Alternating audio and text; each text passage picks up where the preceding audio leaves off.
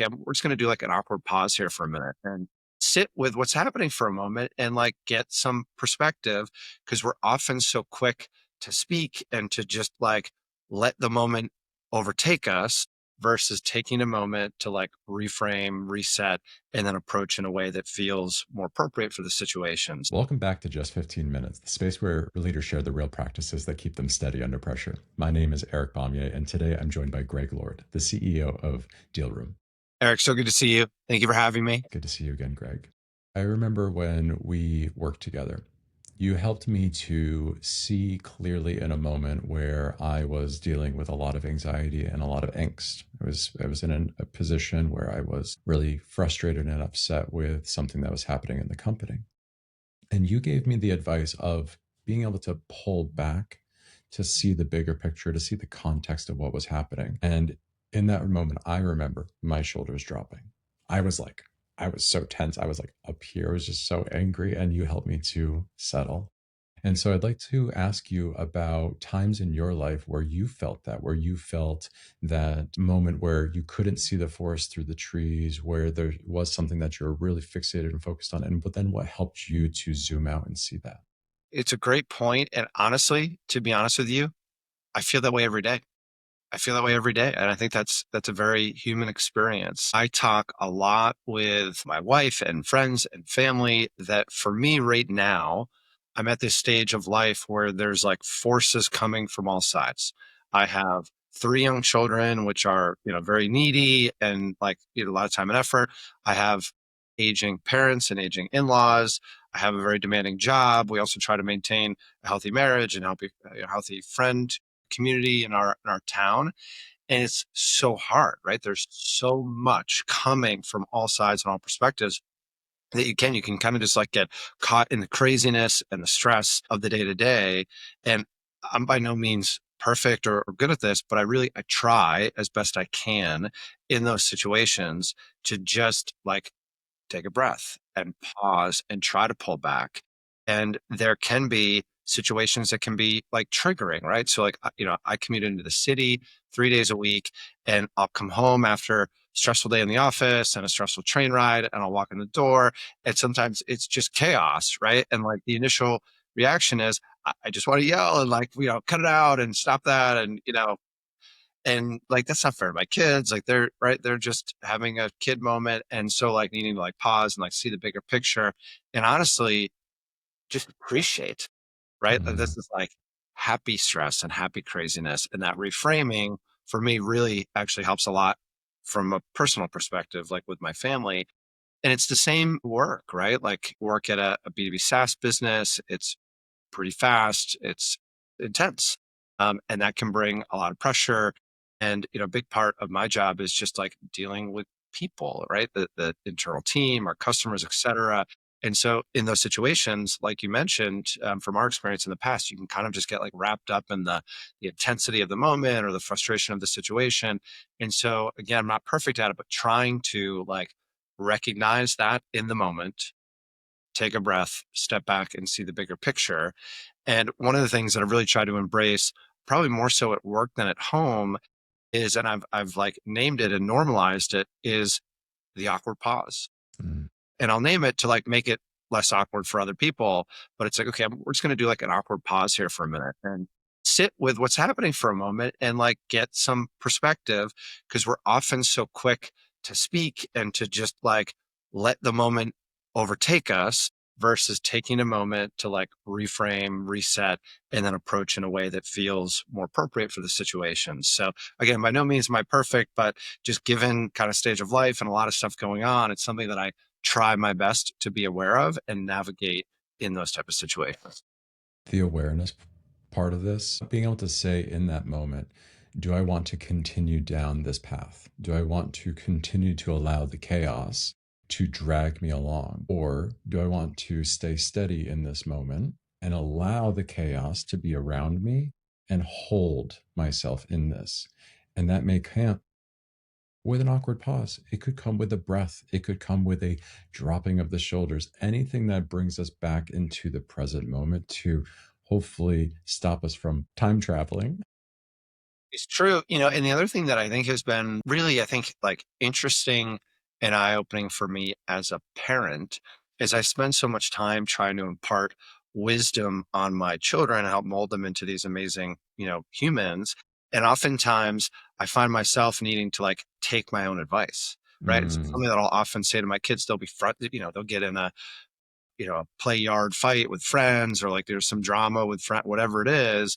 And one of the things that I'll find myself telling to my children is I say, like, look, you can't control what other people do. You can only control your reaction to it. And it was funny, Eric, because then I'll be like in a meeting at work and I'm like, I got to take my own advice in this situation, right? Right. And it's like really helpful of like, gosh, I spent all this time trying to tell the kids how to react. And I'm a myself, like I can feel the heat rising. And I'm like, why am I letting that happen to me? Right? Like I can control the situation. I can control my reaction to that's it. right. And like, even again, that awareness of intentionally approaching a situation versus letting the emotions kind of force you into reacting in a way that you don't feel good about, I think is so important. Yeah. I loved what you said too about your kids early on, that it's how to have context about like, oh, this is happy stress. This it's not belittling the fact that parenting can be hard and parenting can be stressful. The context, the perspective, the juxtaposition of it, of being like, this is good stress, this is happy stress, this is something that like I love these kids as part of my life, and accepting that that is part of it. And so through a lot of what I'm hearing, I mean, this is a practice. This is a daily thing of starting again, settling, developing presence, developing capacity. And so I'm curious about what are some of your other practices that you do, whether it is movement or meditation or breath work, like what is in your life that helps you to develop this capacity in other ways? I think it's really good timing for us to be having this conversation. It's January. It's the start of a new year.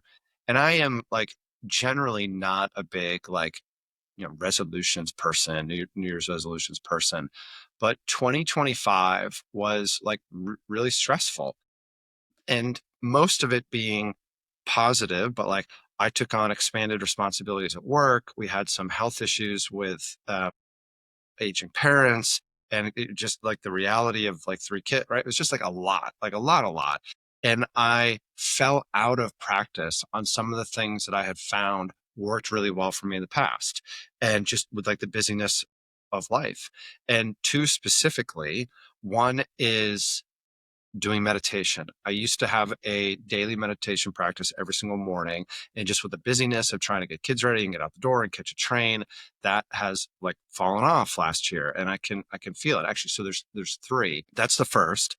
The second is finding a consistent exercise routine, right? And finding that as a just as a like outlet to feel healthy and like, kind of like burn some of the stress of the day in like a healthy way. And the third is maintaining as best as possible consistent sleep. And Mm, so one of the things that I've really committed to in 2026, again, not generally a big resolutions person, but is really trying to get back to those things. And so really committing to trying to invest in physical, emotional, and I don't know what you'd put the sleep category in, but like just general like mental health, if you will.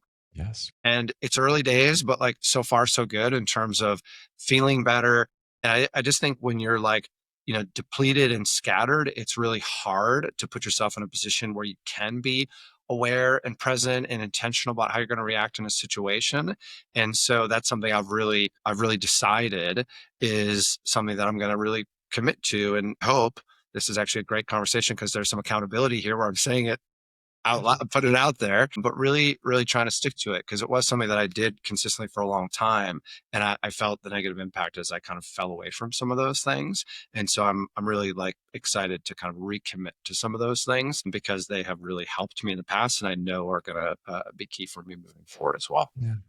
What do you say to yourself in those moments? Like 2025, time got away from you. Understandable. There's a lot of big things happening. What do you tell yourself now, even when big things are happening? How do you prioritize? And what would you say to somebody else who's in a similar position of like, I can't even find 15 minutes? What do you tell yourself and what would you tell somebody else struggling It's with that? it's it's so hard. It's like the hardest thing for people that are, just busy, right? Like we're all busy, right? Depending on life, everybody has different situations and scenarios, but they're all equally intense and busy. For me, getting back into some of these practices, like there was no room to add things back, right? Like Mm, the bucket was full. And so I had to be really thoughtful about what I was going to like remove to create space for that. And so had to like, really do some personal reflection on like what are the things that I'm spending time on that I think are serving, me well and what aren't, and how am I going to like reprioritize to create space for that. I think it's a very personal thing that each person needs to do for themselves based on where they're spending time and what they think is important for them. But there were some things for me that even just like little things around really trying to commit to a consistent bedtime routine, and as a part of that, screen time before bed. And like really like one of the nice things that like my wife and I would like watch a show once we get the kids to bed, but like my kids are getting older and they're staying up later, which meant we were staying up later. So not only was bedtime creeping, but it was also screen time creep. And I'm like, that unfortunately is working against the wellness that I need to be able to be present as a, as a boss and as a parent, as a husband and as a friend. And so those are some like one small example of a few things that I've just had to look at of like, hey, how do I reprioritize to make sure that I feel like the balance is where it needs to be? Last year it wasn't. I'm feeling, good so far this year around some of those changes, and mm. I'm excited to stick with it. And that prioritization, you can do that with yourself, you can do that with other people. It is through that action, that effort of prioritizing that we start to gain the context and the perspective that allows us to see the bigger picture. Because if we start allowing things to creep up the priority list that actually don't align with our true priorities, then it will be very hard to maintain that seeing the forest through the trees. Because now we're no longer looking at the forest, we're looking at a branch, we're looking at a root, we're looking at something super small, and it doesn't align to our priorities. And so I love that. Prioritize with yourself, prioritize with others, communicate with others, help other people see it like you did with me. And I think that we can hopefully all get to a place of living with more engagement in presence with each other, knowing that it is not perfect, it is a practice, and that it takes effort, it takes time, it takes discipline, and a lot of care for self and others. So thank Lifelong you. journey. Totally agree. Yeah. Well, with that, our 15 minutes is coming to a close. If you'd like to join me in bringing a gesture of reverence, I'm just going to place my hands on my heart. It is with deep appreciation and gratitude. I thank you for being a part of my life, for teaching me lessons throughout the way and even today. And I hope that this conversation goes on to impact others and that we can teach by doing, that our presence ripples outward and that we can have an impact not only on ourselves, but on those that are around us. So thank you, thank you, thank you. Thank you for having me. Wonderful conversation. And it was great to see you and be able to catch up and do this together. It's fun. You too.